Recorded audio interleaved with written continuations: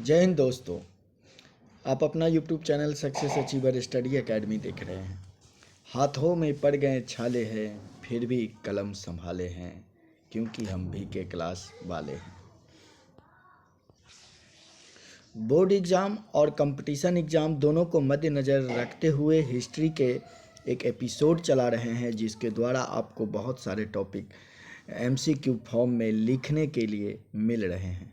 तो आइए देखते हैं, भारत के स्वतंत्रता संग्राम को एक राष्ट्रीय आंदोलन के रूप में 1885 ईस्वी में जब कांग्रेस की स्थापना हो गई तब से शुरू हुआ, परंतु इसे हम लोग अध्ययन के दृष्टिकोण और उस समय की स्थिति के हिसाब से दो भागों में इतिहासकारों ने बांटा है। पहला एक नरमपंथी, जिसे हम लोग उदारवादी चरण कहते हैं, जो कांग्रेस की स्थापना 1885 से 1905 तक देखने को मिलता है, परंतु दूसरा गर्मपंथी यानी उग्रवादी। इस समय आंदोलन उग्र रूप में था। 1905 से 1917 तक की घटनाक्रम को हम लोग आज इस वीडियो में देखेंगे, उग्रवादी चरण को, क्योंकि उदारवादी के लिए मैं वीडियो अपलोड कर दिया हूं। आप ये वीडियो देखने के बाद जाकर वो भी देख सकते हैं।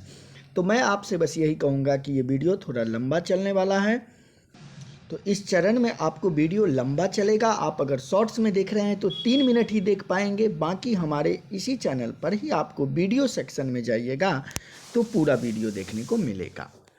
तो आइए शुरू करते हैं। सवाल आपके सामने है, बस आप इसे आसानी से अपना आंसर पहले टिक कीजिए। कह रहा है कि भारतीय राष्ट्रीय आंदोलन 1905 से 1917 की अवधि को क्या कहा जाता है? तो दोस्तों, इसे हम लोग उग्रवादी चरण कहते हैं, और ऐसा इसलिए कहते हैं क्योंकि इस समय भारतीय राष्ट्रीय कांग्रेस काफ़ी परिपक्व हो गई थी और उनका लक्ष्य स्पष्ट हो चुका था और आंदोलन पूरे देश में हो रहा था। सवाल नंबर 2 कि लॉर्ड कर्जन के शासन काल का सबसे मूर्खतापूर्ण कार्य जिसे उग्र राष्ट्रीयता को जन्म दिया वह क्या था? तो वह क्या था? तो प्यारे साथियों, वह बंगाल का विभाजन था। प्रशासनिक सुविधा के दृष्टिकोण से लॉर्ड कर्जन ने बंगाल को तो दो भागों में बांट दिया था, परंतु ये उनके मूर्खतापूर्ण कार्य थे, क्योंकि इससे भारतीय क्रांति में गति मिली और 16 अक्टूबर 1905 को यह विभाजन प्रभावी हुआ और उसी समय आपको देश में स्वदेशी आंदोलन भी चलाई गई थी। निम्नलिखित में से कौन सा साधन उग्रवादियों से संबंधित नहीं है? तो स्वदेशी आंदोलन उनसे संबंधित नहीं है। भारत में उग्र राष्ट्रीयता के जन्मदाता तथा निर्भयता से राष्ट्र की वेदना को प्रकट करने वाले प्रथम भारतीय कौन थे? तो प्रथम भारतीय कौन थे? तो ऑप्शन नंबर सी सही होगा। बाल गंगाधर तिलक थे, जिन्होंने नारा दिया था, स्वराज्य मेरा जन्मसिद्ध अधिकार है और मैं इसे लेकर रहूँगा। तो फिर मैं आपको दोहरा दूं कि हाथों में पड़ गए छाले हैं, फिर भी कलम संभाले हैं, हम भी के क्लास वाले हैं।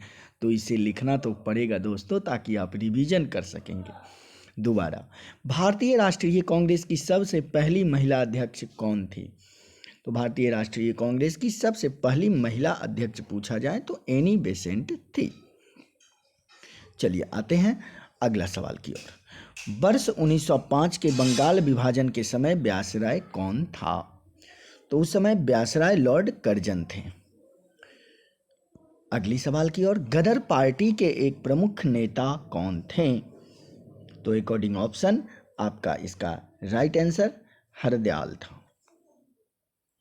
गदर पार्टी के संस्थापक सरदार सोहन सिंह भाकना, इसके अतिरिक्त केसर सिंह, उपाध्यक्ष लाला हरदयाल, ये सारे ने गदर पार्टी की स्थापना किए थे। निम्नलिखित में से किसने गाड़ी पर यह मानकर बम फेंका था कि उसमें मुजफ्फरपुर के न्यायाधीश किंग्सफोर्ड बैठे थे? बताइए। बिहार वालों के लिए, खास ही बिहार परीक्षा के लिए उपयोगी ये सवाल है। खुदीराम बोस और प्रफुल्ल चाकी ने इस पर बम फेंका था, जिनको फिर बाद में इसी के लिए फांसी हुई थी। अगला सवाल, स्वराज्य मेरा जन्मसिद्ध अधिकार है और मैं उसे लेकर रहूंगा, यह किसने कहा था? तो यह कथन बाल गंगाधर तिलक जी का है। अगली सवाल और लास्ट सवाल, अब तक अगर आपने वीडियो को लाइक नहीं किया है और वीडियो आपको अच्छा लगा है तो मैं आपसे यही रिक्वेस्ट करूंगा कि वीडियो को लाइक करके दोस्तों में शेयर कीजिए। अगली सवाल, मार्ले मिंटो रिफॉर्म्स को किस वर्ष में प्रस्तुत किया गया था? तो इसे 1909 में लाया गया था, जिसमें मुसलमानों के लिए पृथक निर्वाचन क्षेत्र की व्यवस्था की गई थी। फूट डालो राज करो की नीति के लिए यह भी एक योगदान था और यह महत्वपूर्ण था। ठीक है, तो अब मैं आपको अब हम लोग एक एक प्रश्न को ना रिव्यू करके आपको दिखा रहे हैं ताकि आपको लिखने में आसानी होगी। अब आप इसे लिखिए जो आपको स्क्रीन पर मैं दिखा रहा हूँ, और ये छोटे छोटे वीडियो आपके लिए बूंद बूंद से घड़ा भरता है, और फिर तालाब, और तालाब से फिर नदी, और नदी से फिर समुद्र, ये साबित होगा। और वीडियो आप देखते हैं परंतु लाइक नहीं करते हैं तो बहुत दर्द होती है। क्यों? क्योंकि इतनी मेहनत लगती है इसे बनाने में, कंटेंट आपके लिए लाने में।